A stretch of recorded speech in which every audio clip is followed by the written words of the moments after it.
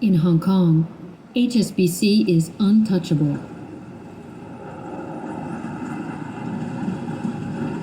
The favored bank of the Chinese is protected by the highest authorities.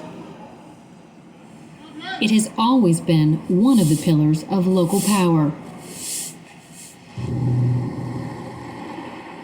The bank and the former colony were born at the same moment more than 150 years ago. At the time, the British Crown dreamt of conquering the Chinese market that was closed to Westerners. The first settlers chose the fishing port in Hong Kong as the base for their commercial offensive.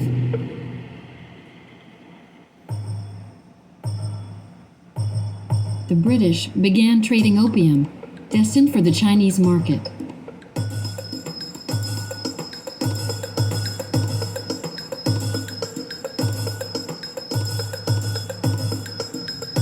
Given the success of the drug, the emperor burns the cargo of the traffickers. London sends in its military fleet and triggers the Opium War.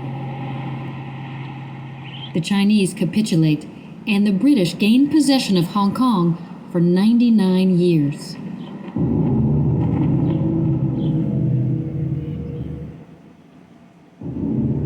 The British were controlling large parts of India where opium was grown. And basically the British realized that opium was something that people wanted, and they realized that they had a lot of opium to offer. Right? So before opium really sort of took off, the balance of trade was in the favor of the Chinese. Once opium becomes such a big product, the balance of trade actually goes toward the British side.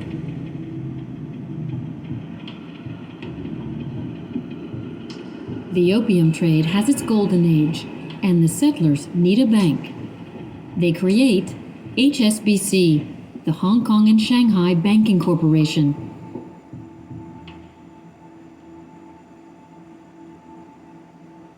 The most notorious traffickers in the city, mostly Scottish, sit on the first board of directors. I would say that HSBC was not necessarily created by opium traders, but was created by traders who happened to be involved in opium.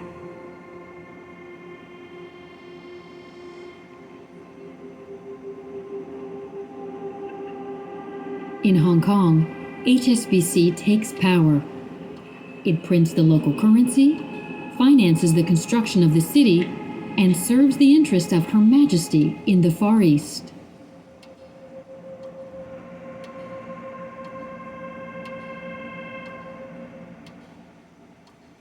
There were 3 or 4 great powers in that quite small place, and one, of course, was the governor, but as appointed by the British government, and one was the chairman of the Jockey Club, which was responsible for the horse racing. But a third great power was always the chairman of HSBC. HSBC were always right there at the top, yes.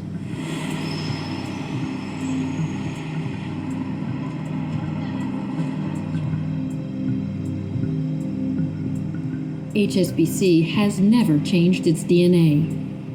Formerly the Bank of Pirates, it continues to function on the dark side of finance.